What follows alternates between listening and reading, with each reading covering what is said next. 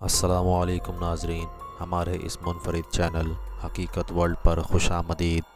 20 جنوری 1987 کو پاکستان اور انڈیا کے درمیان ممبئی کے اسٹیڈیم میں ایک دوستانہ میچ چل رہا تھا۔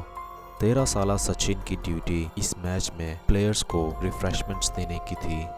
اتنے میں عمران خان انڈیا کی ٹیم کے کیپٹن ہیمان کے پاس آئے۔ ویڈیو شروع کرنے سے پہلے آپ سے گزارش ہے، ہمارے چینل حقیقت ورلڈ کو سبسکرائب کریں اور ساتھ گھنٹی کے بٹن کو دبا دیں تاکہ ہماری آنے والی مزید ویڈیوز آپ تک بر وقت پہنچ سکیں۔ یہ ایک کلب میچ تھا اور پاکستان کی ٹیم کے کچھ پلیئرز دراصل اسے اہمیت نہ دیتے ہوئے اپنے ہوٹل میں ریسٹ کرنے جا چکے تھے۔ عمران خان نے ہیمان سے ریکویسٹ کی کہ وہ فیلڈنگ کے لیے اپنے ہی 2-3 پلیئرز انہیں دے دے۔ سچن پاس ہی کھڑے یہ سب دیکھ رہے تھے۔ انہوں نے فوراً ہیمان سے مراٹھی لینگویج میں یہ کہا، میں جاؤں کیا؟ یعنی کیا وہ فیلڈنگ پر جا سکتے ہیں؟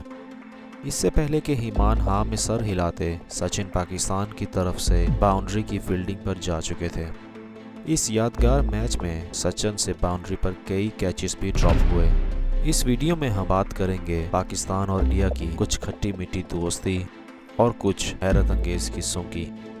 کہتے ہیں 28 جنوری 2010 کو انڈین ہیلی کاپٹر گلگت بلتستان کے پاس پاکستان اور انڈیا کے بارڈر کے اوپر پرواز کر رہا تھا جب موسم اچانک سے خراب ہونے لگا۔ اس ہیلی کاپٹر میں 3 انڈین آفیسرز سوار تھے۔ خراب موسم کی وجہ سے انڈین پائلٹ کب اس ہیلی کاپٹر کو پاکستان کی حدود میں لے آئے انہیں یہ پتہ نہ چلا۔ ساتھ ہی اس ہیلی کاپٹر کا فیول بھی تقریباً ختم ہو چکا تھا۔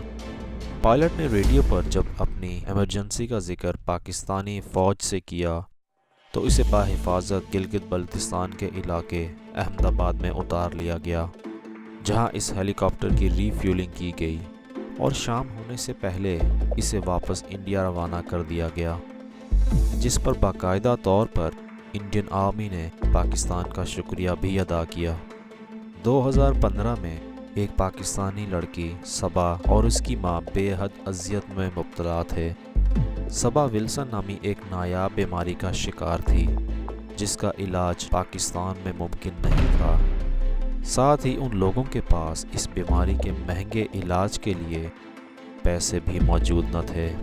صبا کی ماں کو کہیں سے یہ پتہ چلا کہ اس بیماری کا علاج انڈیا میں ممکن ہے، لہٰذا وہ بنا سوچے سمجھے صبا کو ساتھ لے کر انڈیا پہنچ گئی، جہاں صبا کی یہ کہانی جب انڈین میڈیا کی نظر میں آئی تو کچھ ہی دنوں میں صبا کے علاج کے لیے انڈین عوام نے 15 لاکھ روپے عطیہ کر دیے۔ صبا کو ممبئی کے ایک بہترین ہاسپٹل میں فزیو تھراپی اور دوسرے ٹریٹمنٹس بھی دیے گئے، جس سے وہ کچھ ہی عرصے میں مکمل صحت یاب ہو کر پاکستان لوٹ آئی۔ 29 ستمبر 1981 کا دن انڈیا کا ایک بوئنگ 707 مسافر بردار جہاز دہلی سے ممبئی جانے کے لیے اڑا مگر لاہور پہنچ گیا۔ ہوا کچھ یوں کہ اس پلین کو انڈیا کی ایک انتہا پسند تنظیم کے لوگوں نے اپنے کچھ ذاتی مقاصد پورے کروانے کے لیے ہائی جیک کیا۔ ان ہائی جیکرز کی ڈیمانڈ میں اپنے ایک لیڈر کی رہائی اور $25 لاکھ کا تاوان وغیرہ شامل تھا۔ انڈین گورنمنٹ کو جب یہ خبر ملی تو انہوں نے 111 مسافروں کی مدد کے لیے پاکستان سے رابطہ کیا۔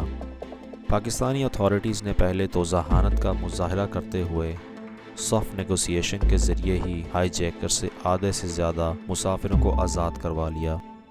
پھر اگلی صبح 7:45 بجے پاکستانی SSG کے کچھ کمانڈوز نے بھیس بدل کر اس پلین میں داخل ہوئے اور انہوں نے 5 ہائی جیکرز کو بآسانی دھر لیا۔